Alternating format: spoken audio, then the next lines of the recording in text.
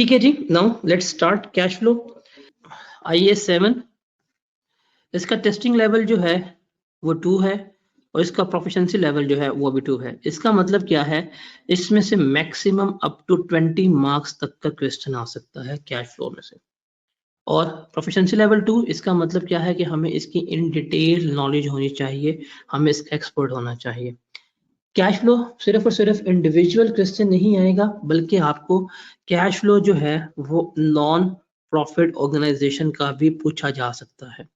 आपके सिलेबस में जो कैश फ्लो स्टेटमेंट्स हैं वो कंपनीज की हैं, लेकिन नॉन प्रॉफिट ऑर्गेनाइजेशन का कैश फ्लो भी आपसे पूछा जा सकता है। हमने कैश फ्लो को लेकर चलना है। हमें पता है कि जी हमारे पास जो फाइनेंशियल स्टेटमेंट्स हैं वो 5 तरह की होती हैं। एक हमारी स्टेटमेंट ऑफ फाइनेंशियल पोजीशन है, उसके बाद हमारे पास statement profit and loss account है, जिसे हम स्टेटमेंट ऑफ कॉम्प्रिहेंसिव इनकम भी कह देते हैं। कैश फ्लोज है, इक्विटी है और नॉट टू अकाउंट है। अगर हमने कंपनी ने अपनी फाइनेंशियल स्टेटमेंट प्रेजेंट करनी होती है तो ये पांचों कर रहे होते हैं। ये जो है ये कंपनी के एसेट्स एंड लायबिलिटीज के बारे में बताता है। ये जो है कंपनी के प्रॉफिट एंड लॉस के बारे में बताता है। ये कंपनी के इक्विटी में चेंजेस के बारे में बताता है, और जो इनके अंदर पॉलिसीज वगैरह होती हैं उसकी एक्सप्लेनेशन जो होती है वो नोट्स में होती है। कैश फ्लो क्या करता है, कैश फ्लो हमारा रिकंसाइल करता है कि हमारा कंपनी में प्रॉफिट कितना है और हमारे पास कैश कितना मूवमेंट है। वो कैश की मूवमेंट जो है वो हमें बता रहा होता है। हमने ये देखना है, हमारे सिलेबस में एक ये है और दूसरी हमारे सिलेबस में ये है। ये दो जो स्टेटमेंट्स हैं वो हमारी FA1 का सिलेबस का पार्ट है। कैश फ्लो को शुरू करते हैं, लेकिन कैश फ्लो को शुरू करने से पहले एक अप्रोच है जिसके तहत मैं आपको लेके चलूंगा। अक्सर क्या होता है, अक्सर इसका आप लोगों को, आपने जहां से भी पढ़ा होगा, आपको वेरी फर्स्ट डे फॉर्मेट दिया जाता है और कहता है ये फॉर्मेट पकड़ लें, इसको रट्टा मार लें, आपका कैश फ्लो हो जाएगा। मैं इस अप्रोच के थोड़ा सा अगेंस्ट चलूंगा। मैं आपको हर चीज का कंसेप्ट बताता हूँ, उसके बाद मैं आपको साबित करूंगा कि आपने किस तरह से इस टॉपिक में से मैक्सिमम मार्क्स सिक्योर करने हैं। आप इस टॉपिक में से मैक्सिमम मार्क्स इजीली सिक्योर कर सकते हैं। और चूंकि ग्रेड 1 में है तो ग्रेड 1 में से या तो वो आपसे कैश फ्लो पूछेगा या वो आपसे नॉन प्रॉफिट ऑर्गेनाइजेशन पूछेगा। माइट भी वो NPO का कैश फ्लो भी पूछ सकता है, एग्जामिनर यहाँ पे भी जा सकता है, बिकॉज ग्रेड 1 में ये भी बड़ा टॉपिक है और ये भी टॉपिक बड़ा है। तो चांसेस हैं या तो वो ये पूछ सकता है या तो वो ये पूछ सकता है। अगर एग्जामिनर लीचल हुआ तो वो नॉन प्रॉफिट ऑर्गेनाइजेशन का कैश फ्लो आपसे पूछ लेगा। ये हम इसकी वहां पे जाके बात करेंगे। मैं आपको इसके पहले कंसेप्ट्स पे लेकर चलता हूँ। कंसेप्ट्स के साथ साथ मैं आपके साथ एक पास्ट पेपर प्रैक्टिस क्वेश्चन है वो करता जाऊंगा, और एंड पे फॉर्मेट जो होगा वो आप लोग खुद बना लीजिएगा। आप खुद बताइएगा कि फॉर्मेट आपको याद हुआ है कि नहीं हुआ, उसका फैसला आपने खुद करना है। सबसे पहले हम देखते हैं कि कैश होता क्या है, कैश फ्लोज में हमने देखने क्या है। हमने कैश फ्लो में देखना होता है एक्चुअल में हमारे बिजनेस में कितना कैश इनफ्लो हुआ है और कितना आउटफ्लो हुआ है, या कैश एंड कैश इक्विवेलेंट का हमने उसको देखना होता है। अब इस टॉपिक में सिर्फ और सिर्फ आपको न्यूमेरिकल क्वेश्चन नहीं आ सकता, बल्कि आपको इसमें से थ्योरेटिकल क्वेश्चन भी आ सकते हैं और आपको इस टॉपिक में से MCQs भी आ सकता है। Both of thing can be asked from this topic. So आपका ये topic numerical as well as theoretically prepare होना चाहिए, और थ्योरी इसकी बहुत ज्यादा आसान होती है। अब यहाँ पे कैश इनफ्लो लिखा है। कैश इनफ्लो का मतलब क्या होता है कि हमारे बिजनेस के अंदर कैश कहाँ से आ रहा है, बिजनेस के अंदर कैश की इंटरेस्ट कहाँ से हो रही है, उसकी बात हो रही है। तो आप कैश में सेल्स करते हैं, आपका कैश इनफ्लो है। आप कस्टमर से कैश लेके आते हैं, कैश इनफ्लो है। आप एसेट्स बेचते हैं, कैश मिलता है, इनफ्लो है। आपके शेयर्स आप इशू करते हैं, आपका कैश इनफ्लो है। आपको लोन मिलता है, आपका कैश इनफ्लो है। तो आपके पास मल्टीपल इनफ्लोस के रिसोर्सेज होते हैं बिजनेस में। सिमिलरली कैश आउटफ्लो का मतलब क्या होता है कि आपके बिजनेस में से कैश जा रहा है। तो हमने यहाँ पे देखना है बिजनेस में पैसा आया कहाँ से और पैसा गया कहाँ से, हमने उस चीज को देखना है। और कैश जाता कहाँ से है, आप पेमेंट्स कर रहे हैं, आपने परचेजेस की, नॉन करंट एसेट्स की, आपने सप्लायर्स को पेमेंट की है, आप शेयर्स रीपरचेज कर रहे हो, आप लोन के रीपेमेंट कर रहे हो, आप एक्सपेंसेस की रीपेमेंट्स कर रहे हो। इनसे आपके बिजनेस में से कैश जा रहा होता है। तो हमने देखना है कि हमारे बिजनेस में कैश आया कितना और हमारा बिजनेस में कैश गया कितना, उसको हमने क्या करना है यहाँ पे देखना होता है। और यहाँ पे कैश एंड कैश इक्विवेलेंट क्या होते हैं कि वो तमाम चीजें जो कैश हैं यहाँ रेडिली कन्वर्टेबल इनटू कैश है। वो कौन कौन सी होती हैं, कैश इन बैंक हो गया, कैश इन हैंड हो गया, डिमांड ड्राफ्ट हो गए, या हाईली शॉर्ट टर्म इन्वेस्टमेंट, वो इन्वेस्टमेंट जिनकी मेच्योरिटी जो है वो 3 मंथ से कम हो, या जो रेडिली कन्वर्टेबल इनटू कैश हो, वो हमारे कैश एंड कैश इक्विवेलेंट होते हैं। ओवरड्राफ्ट जो होते हैं वो हमारे कैश एंड कैश इक्विवेलेंट आते हैं। हमने क्या करना होता है, हमने एक्चुअल में देखना होता है इस कैश फ्लो में। हमने देखना है कि जब हमारा साल शुरू हुआ 1 जनवरी 2022 को, 2022 को मेरे पास opening cash and cash equivalent कितना था, मैंने वो देखना है। और 31 दिसंबर 2022 को मेरे पास closing cash and cash equivalent है, मैंने ये देखना है। और मैंने देखना है कि यहाँ से यहाँ पे कितना इंक्रीज है, कितना डिक्रीज आया है, वो मैंने बताना है कि इतना मेरा इनफ्लो हुआ है, इतना मेरा आउटफ्लो हुआ है। एक्चुअल में हमने ये चीज जो है इसको डिटरमिन करना है, ये हमने कैलकुलेट करना सीखनी है। इसको हम लेके चलते हैं। हमारे पास जो है, अगर आप देखें ना, अगर आप हमारे कैश फ्लो की जो एक्टिविटीज वो 3 होती हैं नॉर्मली। एक हमारे पास जो होती है इन्वेस्टिंग एक्टिविटीज होती हैं, डिटेल में बात करूंगा अभी। फाइनेंसिंग एक्टिविटीज क्या होती हैं, डिटेल में बात करूंगा। और देखेंगे ऑपरेटिंग एक्टिविटीज क्या होती हैं, उसकी बात करेंगे। ये जो ट्री बना हुआ है ना, ये ट्री आपको बस समझना आना चाहिए कि इस ट्री में क्या है और क्या नहीं है।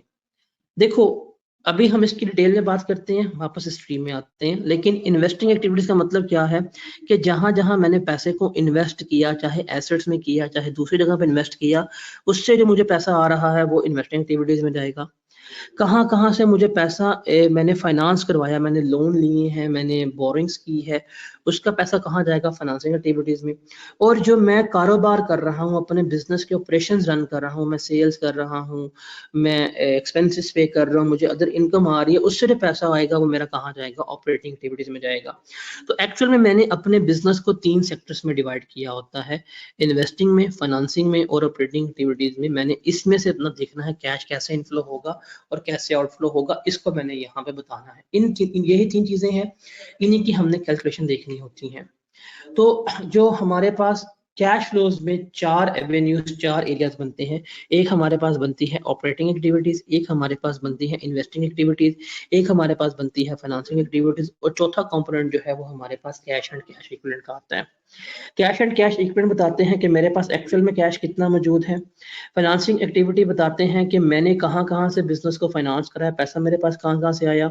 इन्वेस्टिंग एक्टिविटी बताती है कि जो मैंने पैसा रेज किया वो मैंने कहाँ कहाँ पे इन्वेस्ट किया। मैंने एसेट्स परचेज की, एसेट्स बेचे हैं, शॉर्ट टर्म इन्वेस्टमेंट की है, लॉन्ग टर्म इन्वेस्टमेंट की है, कहीं बॉन्ड्स परचेज किए हैं, कहीं शेयर परचेज किए हैं।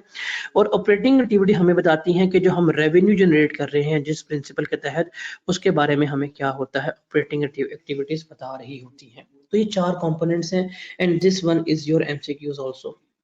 जो आपको स्क्रीन पर टेक्स्ट लिखा आ रहा है ये आपके एमसीक्यूज है कि ऑपरेटिंग एक्टिविटीज से क्या मुराद है। ऑपरेटिंग एक्टिविटीज में ये कुछ इंक्लूड होता है, इन्वेस्टिंग एक्टिविटीज में क्या कुछ होता है, इसमें ये कुछ होता है, फाइनेंसिंग एक्टिविटीज में क्या है, और कैश एंड कैश इक्विवेलेंट क्या होते हैं, ये आपके एमसीक्यूज भी है। पहले मैं बात करूंगा कैश एंड कैश इक्विवेलेंट की। कैश एंड कैश इक्विवेलेंट को हम डिस्कस करने से पहले मैं एक साथ साथ आपके साथ एक पास्ट पेपर भी करता हूँ। ये मेरे पास एक पास्ट पेपर है, मुझे कुछ नहीं पता, मुझे कख नहीं आता अभी तक कैश फ्लो का। पेपर में बैठा हूँ, सॉल्व करना है, कैसे करूंगा, 17 मार्क्स सिक्योर करने हैं। इसकी जरा अप्रोच साथ साथ देखिएगा मेरे साथ। सबसे पहले हमने डिटरमिन करना है कि हमारे कैश एंड कैश इक्विवेलेंट्स क्या होते हैं, हमने इसके बारे में देखना है। कैश एंड कैश इक्विवेलेंट का मतलब क्या है कि हमारे पास जो इस साल बिजनेस में ओपनिंग कैश था, ओपनिंग बैंक था, उसको देखो। हमारे पास बिजनेस में क्लोजिंग कैश, क्लोजिंग बैंक था, उसको देखो। और बता दो कितना इंक्रीज या डिक्रीज आया है, ये है हमारा कैश एंड कैश इक्विवेलेंट। तो कैश एंड कैश इक्विवेलेंट में आपने क्या देखना होता है, आपने सबसे पहले अपने कैश एंड कैश इक्विवेलेंट के ओपनिंग बैलेंसेस लेते होते हैं, जिसमें से आपका कैश इन हैंड आएगा, बैंक बैलेंस आएगा, बैंक ओवरड्राफ्ट आएगा। उसके अलावा आपके साथ वो पेपर में शॉर्ट टर्म इन्वेस्टमेंट भी दे सकता है, जिसकी मेच्योरिटी जो है वो बहुत थोड़ी हो, 3 मंथ से कम हो, या आपके पास जो इनामी बॉन्ड्स होते हैं वो दे सकता है। इस तरह के आपके पास ये कैश एंड कैश इक्विवेलेंट है, मतलब ये रेडिली कन्वर्टेबल टू कैश है। अब जब चाहो इसको कैश में कन्वर्ट करा सकते हो। आपके पास ओपनिंग बैलेंस होगा, आपने ओपनिंग बैलेंस लेना है कितना। आपके पास क्लोजिंग बैलेंस होगा, आपने वो देखना है। आपने इस ओपनिंग को इस क्लोजिंग से कंपेयर करना है। लेट्स सपोज अगर आपका ओपनिंग बैलेंस था 100 रुपया, आपका क्लोजिंग बैलेंस है 700 रुपया, तो बताओ 100 से 700 पे गए तो इंक्रीज हुआ कि डिक्रीज हुआ? The answer is increase. तो इसका मतलब 600 से हमारा कैश का क्या हुआ है, इस पूरे बिजनेस में इनफ्लो हो रहा है। तो 600 से हमारे बिजनेस का इनफ्लो हो रहा है। सबसे पहले तो हमने ये चीज डिटरमिन करनी होती है कैश एंड कैश इक्विवेलेंट की। अब पेपर में बैठे हो इस चीज के नंबर है। आई टोल्ड यू कि हमारी कैश फ्लो 4 कंपोनेंट्स पे है। पेपर में बैठे हो, पेपर में कैश फ्लो का सवाल आया है, कैसे करना है, ये आपके पास पेपर में सवाल है, आपने सवाल शुरू कर लिया। अब आपको कुछ पता नहीं लग रहा कि सवाल में क्या है क्या नहीं है, लेकिन आपको कुछ भी समझ नहीं आ रही, कैसे करेंगे? रिमेंबर, आपने कैश फ्लो का सवाल, जो भी बड़े सवाल होंगे ना आपके पास, ये आई कैप का पेपर है, आपने शुरू करना है हमेशा लेफ्ट पेज से। इस पेज से आपने अपना न्यू क्वेश्चन शुरू करना है। क्वेश्चन अभी पढ़ना भी नहीं है आपने। आप इस पेज पे आपने हेडिंग दी कि ये जी मेरा कंपनी का नाम क्या है। आई थिंक ये कंपनी का नाम है टेक्सिला लिमिटेड। चलिए हम इसको लिख लेते हैं।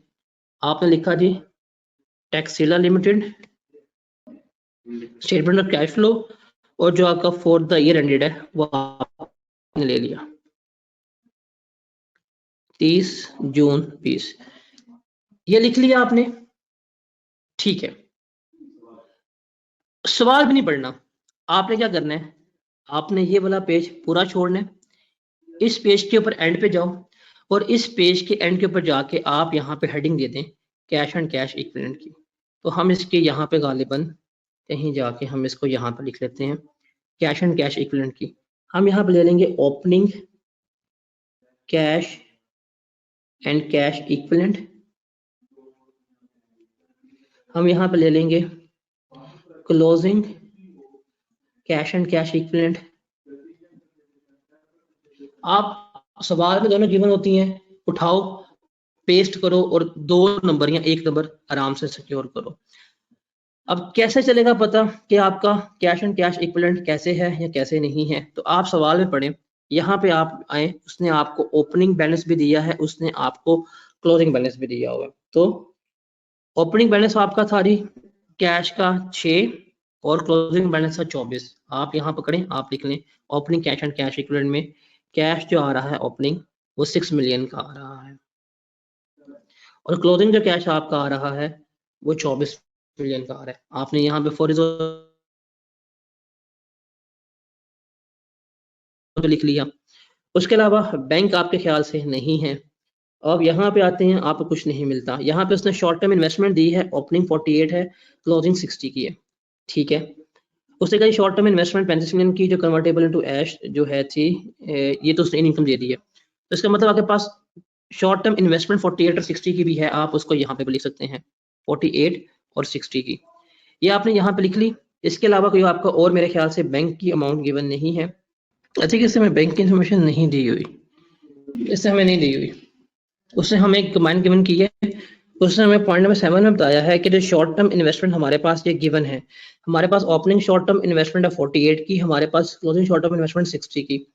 जो ओपनिंग इन्वेस्टमेंट है उसने कहा था कि जो रेडिली कन्वर्टेबल इनटू कैश जो थी वो 20 मिलियन थी इसमें से, और जो क्लोजिंग है हमारे पास वो कितनी है, वो हमारे पास 35 मिलियन है।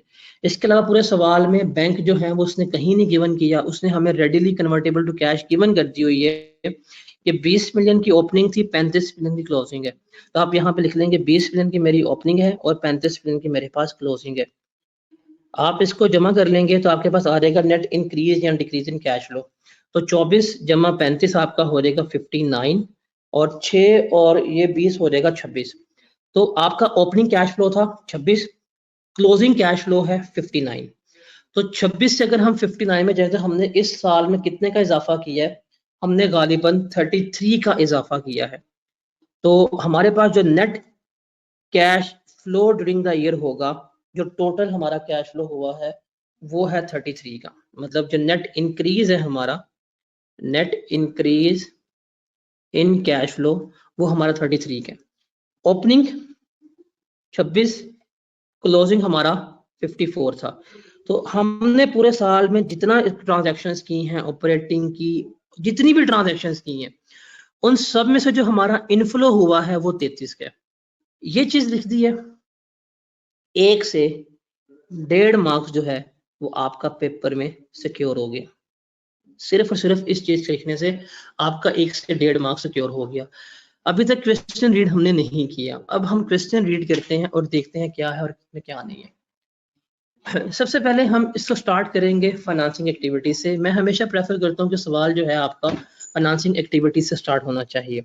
देखो इसको समझो जरा, अगर आपने अपना कोई बिजनेस स्टार्ट करना है, और फाइनेंसिंग एक्टिविटी इसलिए कहता हूँ कि सबसे आसान है ये, इसमें वर्किंग सबसे कम होती है और सबसे आसान भी हमारी ये होती है। अगर कोई आपने अपना बिजनेस स्टार्ट करना है तो बिजनेस के लिए आपको क्या चाहिए, बिजनेस के लिए आपको फंड्स चाहिए, और फंड्स को रेज करना हमें क्या कहते हैं, हम फंड्स को रेज करना हमारा फाइनेंसिंग कहलाता है। ये फाइनेंसिंग जो है वो हम दो तरह के करते हैं, एक होती है हमारे पास इक्विटी फाइनेंसिंग और दूसरी होती है हमारे पास डेट फाइनेंसिंग। डेट फाइनेंसिंग का मतलब क्या होता है कि हम लोन लेते हैं, इक्विटी फाइनेंसिंग का मतलब क्या होता है, हम कैपिटल रेज करते हैं। किसी भी बिजनेस की जो फाइनेंसिंग एक्टिविटी होगी वो है जी उसने जिसमें से पैसा रेज किया, वो पैसा लोन से कर सकती है रेज, या वो जो उसका पैसा है वो अपना इसमें से कर सकती है रेज, शेयर्स वगैरह इशू करके कर सकती है।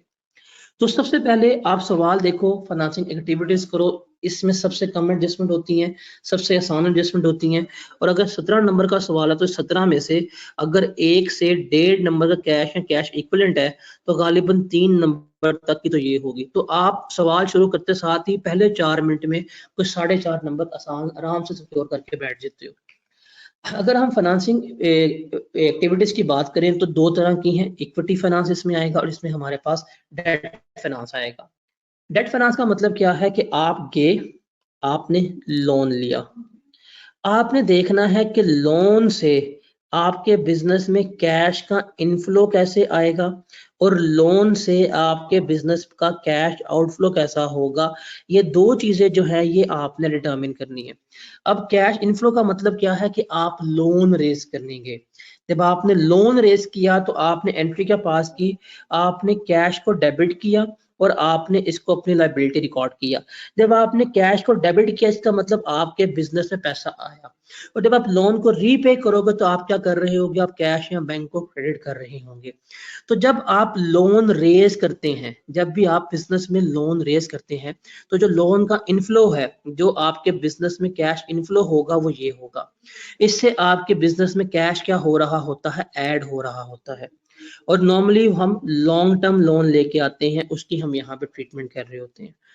और जब हम लोन की रिपेमेंट करते हैं, हम जब भी जाके लोन को रीपे करेंगे तो लोन की रीपेमेंट के वक्त हम क्या करते हैं, हमारे कैश का आउटफ्लो होता है, हमारे बिजनेस में से कैश जा रहा होता है। तो इनफ्लो का कैश हमारा ऐड होगा, आउटफ्लो का कैश जो होगा वो हमारा हमेशा लेस हो रहा होगा। पहला जो है वो तो हमारा यहाँ पे लोन की बात हो गई। अब इस लोन से ना, अब इस लोन के साथ एक एसोसिएटेड कॉस्ट भी होती है, और वो एसोसिएटेड कॉस्ट जो है वो इंटरेस्ट की है, हमने सूद पे करना होता है। जो आप इंटरेस्ट पे करते हो आप उसको इन्वेस्टिंग में भी, आप उसको फाइनेंसिंग में लेके जा सकते हो, बट आप इसको ऑपरेटिंग में भी ट्रीट कर सकते हो। एंड आई रिकमेंड यू कि आप इसको ऑपरेटिंग में ही ट्रीट कीजिएगा, बिकॉज इसको हम एक ही पैटर्न पर रखेंगे एग्जाम में।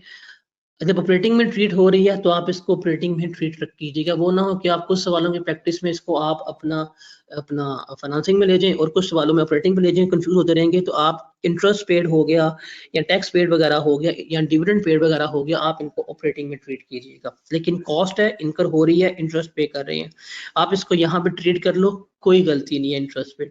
लेकिन इट इज एडवाइज्ड कि आप इसको एग्जाम में ऑपरेटिंग पे रख लीजिएगा ताकि आप लोग कंफ्यूज ना हो। दूसरी हमारे पास आती है इक्विटी फाइनेंसिंग। इक्विटी फाइनेंसिंग क्या होती है, हम इक्विटी फाइनेंसिंग का मतलब है कि जो ओनर्स हैं, जो ओनर्स हैं, हमने ओनर से क्या किया, हमने ओनर्स के जरिए पैसा अपने बिजनेस में रेज किया। हम ओनर्स के जरिए क्या करके लाए हैं, इस बिजनेस में पैसा लेके आ रहे हैं। अब जो सोल ट्रेडर हैं इसके कैश फ्लो हमारे सिलेबस में नहीं है, हमारे सिलेबस में कंपनी के कैश फ्लो है। लेकिन सोल ट्रेडर अगर हम कैपिटल अकाउंट बनाए तो हमारे पास आता था ब्रॉड डाउन, जो प्रॉफिट फॉर द ईयर हुआ हमने वो लिखा, जो उसने ड्राइंग्स की वो लिखी, और हमारे पास कैरिड ऑन बैलेंस आ गया। अब देखो ड्राइंग्स में अगर उसने पैसे की ड्राइंग की होती थी तो ये हमारा आउटफ्लो है, इससे हमारा बिजनेस का कैश बाहर जा रहा होता है। और जो वो न्यू कैपिटल अगर कैश की फॉर्म में लेके आता तो ये हमारा क्या होता है, ये हमारा इनफ्लो होता है। ये है सोल ट्रेडर, लेकिन ये हमारे सिलेबस में एस्ट्रेस टेस्ट नहीं होता। हमारे सिलेबस में टेस्ट जो है अब वो कंपनी का शेयर कैपिटल है, और कंपनी का जो शेयर कैपिटल है उसमें क्या होता है, उसमें हम नंबर ऑफ शेयर्स जो है हम वो रेस करते हैं जब हमने अपना कैपिटल रेस करना होता है। अब जो कैपिटल शेयर्स हैं, शेयर इश्यूज हैं, ये हम जाके statement of changes in equity में भी देखेंगे, और हम जाके इसको IAS 33 में भी इन डिटेल में देखेंगे। बट यहाँ पे बताता हूँ कि शेयर कैपिटल इशू करने के हमारे पास मल्टीपल वे हैं, जिसमें से कैश इन्वॉल्वमेंट होती भी है और कैश इन्वॉल्वमेंट नहीं होती। सबसे पहले आता है इशू एट पार। पार का मतलब है कि जो शेयर की फेस वैल्यू है आप उसके ऊपर इशू कर रहे हैं। इसका मतलब है कि अगर एक शेयर जो है उसकी फेस वैल्यू 10 रुपए की है तो आपने 10 रुपए का इशू किया। जब आप 10 रुपए का शेयर इशू करोगे, एक बंदा आया, उसने शेयर परचेज किया, उसने आपको 10 रुपए दे दिए, आपने अपने बैंक 10 रुपए से डेबिट कर दिए, और आपने अपना शेयर कैपिटल जो है था वो 10 रुपए से क्या कर दिया, क्रेडिट कर दिया। आप एक एंट्री ये बेसिकली पास करोगे जब आपका शेयर एट पार इशू हो रहा होता है। अब देखो बैंक कितने से डेबिट हुआ, सर बैंक 10 से डेबिट हुआ। ये 10 रुपए क्या है, ये 10 रुपए आपका कैश इनफ्लो है। एट प्रीमियम का मतलब क्या है कि शेयर की वैल्यू आपके 10 रुपए है, बट मार्केट में आप शेयर बेच रहे हो 15 रुपए का। अब आप प्रीमियम पे इशू कर रहे हो, तो प्रीमियम पे क्या होगा, आपने शेयर इशू किया प्रीमियम पे, देखो जिस बंदे ने शेयर लिया उसने आपको कितने जमा कराए पैसे, ये उसने मुझे 15 रुपए जमा कराए। ठीक है, आपने 15 से बैंक को डेबिट कर दिया। आप शेयर कैपिटल जो होगे वो हमेशा हमारा फेस वैल्यू पे क्रेडिट होता है, और बाकी जो होगी अमाउंट वो हमारी शेयर प्रीमियम को चार्ज हो जाएगी। हमारा इससे कैश फ्लो में ताल्लुक नहीं है, कैश फ्लो में फाइनेंसिंग एक्टिविटीज तक इसका ताल्लुक नहीं है। बैंक बैंक में 15 रुपए आए, इसका मतलब कैश इनफ्लो, तो इसे हम क्या शो करेंगे, इसे हम अपना कैश इनफ्लो शो कर रहे होंगे, 15 रुपए हमारे आ रहे। हम डिस्काउंट के ऊपर भी इशू कर सकते हैं। हमारे पास 10 रुपए का शेयर था, हमने इशू कर दिया 8 रुपए का। जब हमने 8 रुपए का शेयर इशू किया तो रिमेंबर वन थिंग, जो हमारा शेयर कैपिटल है, शेयर कैपिटल हमारा हमेशा 10 से ही क्या होगा, क्रेडिट होगा। अब बैंक को मेरा क्या आया, ये बैंक में मेरे पास 8 रुपए आए हैं, बाकी जो मेरा 2 रुपए का डिस्काउंट था वो मैंने किसको चार्ज कर दिया, प्रॉफिट एंड लॉस अकाउंट में चार्ज कर दिया। अब अगर डिस्काउंट पे इशू की जाए तो मेरा बिजनेस में कैश का इनफ्लो जो होगा 8 रुपए। राइट इशू क्या होता है कि आप एग्जिस्टिंग शेयर होल्डर्स को मार्केट प्राइस से कम प्राइस के ऊपर शेयर इशू करते हैं, आप उनको मार्केट प्राइस से कम प्राइस पे शेयर इशू करते हैं, लेकिन क्या होता है वो इनफ्लो होता है, जितने का इनफ्लो होगा वो बिजनेस में आ जाएगा। यहां से लेके यहां तक इन चारों शेयर इशू में इनफ्लो है, आपके बिजनेस में कैश आ रहा है, आपका कैश इंक्रीज हो रहा है। बोनस शेयर्स वाहिद शेयर इशू है जो फ्री में होता है, 100% ये फ्री में होता है। इसकी वजह से आपके बिजनेस में कोई कैश का इनफ्लो या आउटफ्लो नहीं होता। तो इसका इम्पैक्ट जो होता है वो एग्जाम में क्वेश्चन को कंफ्यूज करने के लिए डाला जाता है। अक्सर जहां पे भी फाइनेंसिंग एक्टिविटीज मुश्किल की जाएंगी, जहां पे भी, वहां पे बोनस इशू का इम्पैक्ट होगा, और वो हमेशा मुश्किल होता है। अगर मैं शेयर कैपिटल की बात करूं तो आपने ये दो अकाउंट्स जो होंगे, अगर फाइनेंसिंग एक्टिविटी की बात कर रहे हैं और आपको पता लग रहा है कि इसमें यहाँ पे इशू चीजें हो रही हैं, तो इसमें आपने चीज याद रखनी है कि यहाँ पे दो अकाउंट जो है वो आपने कंपलसरी बनाने करने हैं। अगर आपको शेयर इशू है और आपको नजर आ रहा है कि शेयर प्रीमियम भी बीच में गिवन है, तो दो अकाउंट जो है वो आपने कंपलसरी बनाने हैं। एक आपका शेयर कैपिटल का होगा और एक आपका शेयर प्रीमियम का अकाउंट होगा। देखो शेयर कैपिटल में आपके पास ओपनिंग बैलेंस होगा, आपके पास क्लोजिंग बैलेंस होगा। अगर आपने यहाँ पे जो शेयर कैपिटल में से यहाँ पे जो आप कहते हैं बाय बैक किए हैं, जो आपने रिडेम्पशन की है, वो यहाँ पे आपकी रिडेम्पशन आ जाएगी। उसके अलावा जो आपने न्यू शेयर्स मार्केट में इशू किए हैं वो आ जाएंगे, आपने राइट इशू किए हैं वो भी आपका आ जाएंगे। यहाँ पे देखो इन शेयर्स में भी कैश इनफ्लो है, बिजनेस में कैश आएगा। आपने 10 रुपए का शेयर बेचा, 12 रुपए का शेयर बेचा, 15 रुपए का शेयर बेचा, कैश इनफ्लो है। इनमें भी कैश का इनफ्लो है, बिजनेस में कैश आ रहा है। ये दोनों कैश का इनफ्लो है, इससे बिजनेस में कैश आ रहा है। ये एक वाहिद अनोखा लाडला है कि जिससे शेयर कैपिटल तो बढ़ रहा है लेकिन कोई किसी किस्म का कैश फ्लो नहीं हो रहा होता। तो समटाइम्स से करना पड़ता है हमें शेयर कैपिटल का अकाउंट बना के हमें बोनस शेयर्स की तादाद मालूम करनी पड़ती है। और जो बोनस शेयर्स होते हैं, अगर प्रीमियम भी गिवन है, रिटेन अर्निंग भी गिवन होती है, तो हम नॉर्मली क्या करते हैं, इनको प्रीमियम में से इशू करवा रहे होते हैं। तो हम शेयर प्रीमियम का अकाउंट बनाते हैं कि जी हमारे पास ये ओपनिंग प्रीमियम था, ये क्लोजिंग प्रीमियम आ गया, जितना नया प्रीमियम आएगा वो लिखेंगे, और जितने हमारे शेयर प्रीमियम में से शेयर शेयर इशू किए गए हैं वो हम यहाँ पे चार्ज कर लेंगे। तो एक्चुअल में बोनस इशू जो होता है वो हमारा शेयर प्रीमियम में से हो रहा होता है। इसलिए आपको सजेस्टेड है कि आप ने कभी भी बोनस शेयर्स का अकाउंट बनाना, बोनस शेयर्स निकालने हो तो आप शेयर कैपिटल और शेयर प्रीमियम का कंबाइंड अकाउंट बनाइएगा। आप दोनों वैल्यू को इकट्ठा करके लिख के इनका आपने कंबाइंड अकाउंट बनाना है पेपर में, ताकि गलती के चांसेस आपके कम हो। लेकिन अगर आपको कंबाइंड अकाउंट में मसला आ रहा है तो आप उसका सेपरेट अकाउंट भी मेंटेन कर सकते हो, इट्स अप टू यू। उसके बाद ये जो हमारे होते हैं अपना डिविडेंड का ट्रीटमेंट हो गया या शेयर इशू का हो गया। जो बोनस है, बोनस हमारा प्रीमियम से भी इशू हो सकता है और बोनस हमारा रिटेन्ड अर्निंग में से भी इशू हो जाता है। रिटेन्ड अर्निंग जो है वो फाइनेंसिंग एक्टिविटी में बहुत इंपॉर्टेंट रोल प्ले करेगी और समटाइम्स रिटेन्ड अर्निंग में से क्या करना होता है, आपने अपनी प्रॉफिट की फिगर निकालनी होती है। तो जब आप रिटेन्ड अर्निंग का अकाउंट बनाएंगे, डाटा आपको गिवन होगा, आपको ओपनिंग रिटेन्ड अर्निंग जो होगी वो गिवन होगी, कितनी है कितनी नहीं है। आप देखेंगे जो आपका प्रॉफिट आफ्टर टैक्स होगा वो भी गिवन होता है। यहाँ हम इसको निकाल लेते हैं, इसको जाकर देखेंगे ऑपरेटिंग एक्टिविटी में अगर हमें प्रॉफिट ना गिवन हो हम किस तरह निकालते हैं। जो आपका सरप्लस से रिटेन्ड अर्निंग में मूवमेंट हुई होगी सवाल में गिवन कर सकता है। अगर मुश्किल सवाल है तो बताया होगा कि आप हर साल सरप्लस में से इतनी रिटेन्ड अर्निंग में मूवमेंट चार्ज करते हैं, वो भी आप लिखे होंगे। जो आपने यहाँ पे किसी और रिटेन्ड अर्निंग से किसी सरप्लस में मूवमेंट की होगी वो ट्रांसफर आप डिक्लेयर करते हो। अगर आपने रिटेन्ड अर्निंग में से बोनस इशू किया है तो वो भी आप यहाँ पे चार्ज करते हो। और जो आपने डिविडेंड डिक्लेयर किया होता है वो भी आप कहाँ चार्ज करते हो, रिटेन्ड अर्निंग में चार्ज करते हो। रिमेंबर, रिटेन्ड अर्निंग में जितना हमने डिविडेंड डिक्लेयर करना होता है हम वो चार्ज कर रहे होते हैं। तो ये हमारे पास रिटेन्ड अर्निंग का अकाउंट बनता है। अब डिविडेंड जो है, डिविडेंड को भी आप फाइनेंसिंग में भी लिख सकते हो, आप इसको ऑपरेटिंग में भी लिख सकते हो। लेकिन डिविडेंड पे याद रखना हमारे पास दो तरह के डिविडेंड होते हैं, एक होता है इंटरिम डिविडेंड, एक होता है हमारे पास फाइनल डिविडेंड। ये जो इंटरिम डिविडेंड होता है ना, ये तो हमारा फॉर द ईयर ही क्या होता है, डिक्लेयर होता है और इसको हम एडजस्ट कर लेते हैं फॉर द ईयर, मतलब इसकी एडजस्टमेंट हमारी प्रॉफिट्स में होकर आ रही होती है। लेकिन जो फाइनल डिविडेंड होता है ये क्या है, फॉर एग्जांपल अगर आपने 2021 का फाइनल डिविडेंड देना है तो आप 21 में नहीं देते बल्कि आप इसको पे करते हो 2022 में जाके। फाइनल डिविडेंड जिस साल का होता है वो हमेशा अगले साल जाके पे होता है। लेकिन अगर उसका ताल्लुक 2021 में था तो इसको डिक्लेयर तो होगा वो हम 2021 में करेंगे।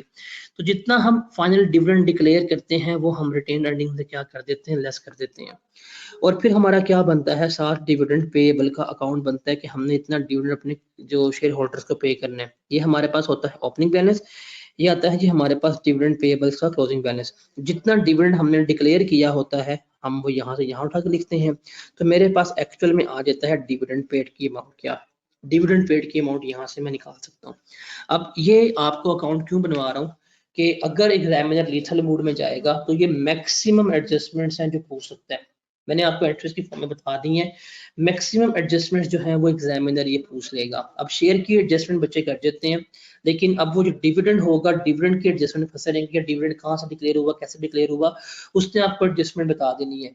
तो बेहतर है कि ये रिटेन अर्निंग का अकाउंट बनाना, रिटेन अर्निंग अकाउंट से जो डिविडेंड डिक्लेयर होगा वो आपको चल जाएगा पता। डिविडेंड डिक्लेयर को डिविडेंड पेएबल के अकाउंट में डालोगे तो जो आपका डिविडेंड एक्चुअल में पेड होगा वो आपको पता चल जाएगा। अब इस डिविडेंड पेड को भी आप कहाँ कहाँ ट्रीट कर सकते हो, आप इसको फाइनेंसिंग में ट्रीट कर सकते हो, आप इसको ऑपरेटिंग में ट्रीट कर सकते हो। आई सजेस्ट यू कि आप इसको ऑपरेटिंग में लिखें, क्योंकि अगर आप इंटरेस्ट पेड को वहां लेके जा रहे हो आप डिविडेंड पेड को भी वहां पे लेके जाओ। एक ही जगह पे लिखो, बार बार एक को यहाँ पे एक को वहां लिखोगे तो अपने आप को कंफ्यूज करोगे। बट लिखने में गलत नहीं है, बट इसको आपने प्रेफर वहां पे करना है। तो अगर हम पूरी फाइनेंसिंग एक्टिविटीज पढ़ लें, पूरी फाइनेंसिंग एक्टिविटीज, तो फाइनेंसिंग एक्टिविटीज में जो मैक्सिमम जो इनफ्लो या आउटफ्लो की मूवमेंट है वो हमारे पास ये है। जिसमें से हम क्या देखते हैं, जिसमें से हम देखते हैं कि जो हमारा कैश इनफ्लो हुआ हो शेयर इशू से वो हम यहाँ पे देखते हैं।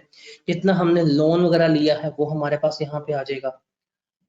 जो हमने लोन की रिपेमेंट की है वो हमारी यहाँ पे चली जाएगी। अगर मैंने कोई डिविडेंड पे किया है, आई सजेस्ट यू कि आप इसको ऑपरेटिंग में लिखिएगा, लेकिन अगर आप ऑपरेटिंग में नहीं लिखते, आप इसको यहाँ फाइनेंसिंग में ट्रीट करते हैं तो वो भी आपका यहाँ पे आ जाएगा। जो आपने इंटरेस्ट पेड किया है वो भी आपका लेस हो जाएगा। तो यहाँ पे आपका आ जाएगा net cash flow from financing activity के जो नेट कैश फ्लो है वो कितना है फाइनेंसिंग एक्टिविटीज में। तो फाइनेंसिंग एक्टिविटीज में मैक्सिमम मूवमेंट जो है ये वो इन 5 आइटम्स की है, लेकिन मेनली जो है वो आपको इन 2 में ही उलझा के रखेगा। इसमें थोड़ा टेक्निकल हो सकता है, बिकॉज अगर बोनस शेयर आ जाए तो बोनस शेयर से कैश का इनफ्लो नहीं होता, माइट भी उसके लिए हमें थोड़ा बहुत वो कॉम्प्लेक्स वर्किंग में लीजिए, अदरवाइज इसमें एज सच मार्क्स जो है वो इतने मुश्किल नहीं होते। इस सवाल में अभी मैंने शुरू किया, मैंने फाइनेंसिंग एक्टिविटी पहले करनी है। अब मुझे पता है फाइनेंसिंग एक्टिविटीज में जो है वो आएगा जी अपना शेयर वगैरह आता है और लोन वगैरह की मूवमेंट आती है। मैंने यहाँ पे देखा मेरे पास शेयर कैपिटल गिवन है, मेरे पास ओपनिंग शेयर कैपिटल भी गिवन है और मेरे पास क्लोजिंग शेयर कैपिटल भी गिवन है। एंड आई टोल्ड यू कि जब हमारे पास शेयर कैपिटल प्रीमियम गिवन हो हम इनका कंबाइंड अकाउंट बनाते हैं। हम यहाँ पे share capital plus share premium का एक कंबाइंड अकाउंट बनाएंगे। तो ओपनिंग बैलेंस इनका बन रहा होगा वो होगा जी 150 प्लस 800 डेट वुड बी 950, और क्लोजिंग बैलेंस इसका बन रहा होगा वो होगा जी 1200 और 290 डेट वुड बी 1490। अब हमने देखना है उसने इसके बारे में शेयर इशू के बारे में कहाँ पे पॉइंट बताया है। उसने हमें बताया है कि इक्विपमेंट जो है उसकी फेयर वैल्यू है 240 मिलियन, उसको हमने एक्वायर किया है 2 मिलियन शेयर्स इशू करके। हमने 2 मिलियन शेयर इशू किए हैं जिनकी वैल्यू थी 240 मिलियन, उससे हमने क्या किया है इक्विपमेंट एक्वायर किया है। तो इसका मतलब जो हमने न्यू शेयर्स इशू किए हैं वो हमने किए हैं 240 के 240 के हमने न्यू शेयर्स इशू किए हैं, बिकॉज इसने यहाँ पे बता दिया।